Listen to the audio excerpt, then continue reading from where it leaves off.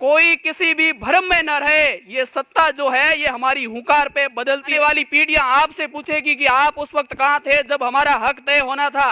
वास्तव में सही मायने में हमने आजादी पाई है। जिस मार्शल कौम ने आजादी के अंदर सबसे ज्यादा योगदान दिया था, आज वही मार्शल कौम इस तरीके से बिखरी हुई। आज इनकी लाशों पर पग धर के आजादी देश में आई, वे अब तक क्यों है खाना बदोश इस देश में।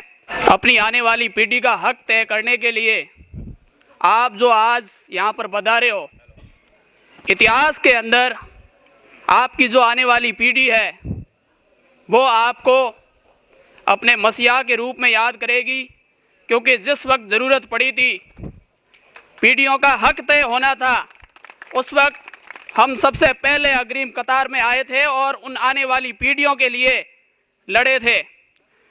आज इसी संदर्भ में मैं स्वर्गीय अटल बिहारी वाजपेयी साहब की 2 लाइनें हैं जो कोट करना चाहूँगा, क्योंकि आज की जो परिस्थिति है, जो सिचुएशन है, वो इसी पर एक प्रैक्टिकल रूप में देखें तो सूट करती है।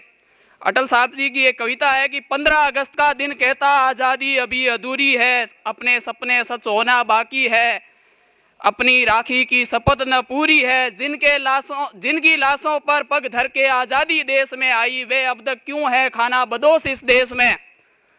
इस लाइन को यहाँ पर कहने की जरूरत इसलिए पड़ रही है क्योंकि जिस मार्शल कौम ने आज़ादी के अंदर सबसे ज़्यादा योगदान दिया था, आज वही मार्शल कौम इस तरीके से बिखरी हुई। आज आज़ादी के 80 साल बाद में भी हमें अपने अधिकारों के लिए इस तरीके से रोड पर आना पड़ रहा है।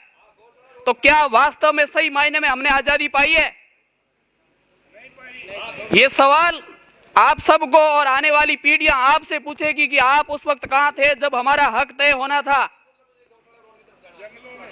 जो भी इस वक्त नहीं पधारे हैं यहाँ पर, चलो कोई सिचुएशन हो सकती है कि ना आ सके, लेकिन जो जानबूझ करके या फिर किसी ना किसी के चलो क्या है होता रहेगा, इस तरीके की सोच रख करके जो घर पे बैठे हैं, उनसे आने वाली पीढ़ी और इतिहास सवाल पूछेगा कि आप उस वक्त कहाँ थे जब हमारा हक तय होना था। तो ये हक की लड़ाई है। डीएनटी के संदर्भ में जब सबसे पहले विद्रोह का बिगोल अगर आप हिस्ट्री के अंदर पढ़ेंगे तो सबसे ज्यादा जो मार्शल कौम थी, जो जंगल के अंदर रहने वाले लोग थे, उन्होंने बजाया था।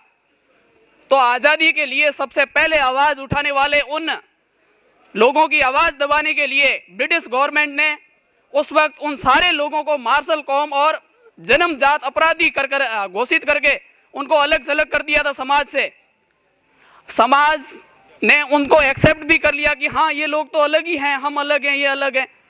आजादी के बाद में सबसे पहला कर्तव्य यह था कि उन सभ्य समाज को सबसे पहले तो उन लोगों को अपनी मुख्य धारा के अंदर जोड़ना था जिनको ब्रिटिश गवर्नमेंट ने फूट डालो और राज करो की नीति के तहत अलग किया था, लेकिन ये नहीं हुआ।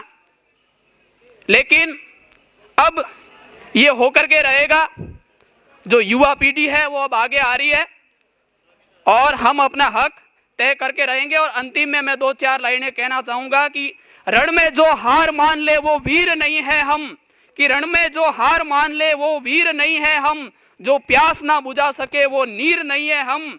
कोई किसी भी भ्रम में ना रहे, कोई किसी भी भ्रम में ना रहे। ये सत्ता जो है ये हमारी हुंकार पे बदलती रहती है। बहुत बहुत धन्यवाद। जय हिंद।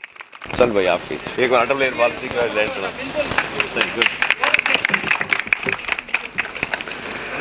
15 अगस्त का दिन कहता आजादी अभी अधूरी है, अपने सपने सच होना बाकी है, राखी की शपथ न पूरी है, जिनकी लाशों पर पग धर के आजादी आई, वे अब तक क्यों है खाना बदोश गम की काली बदली साई।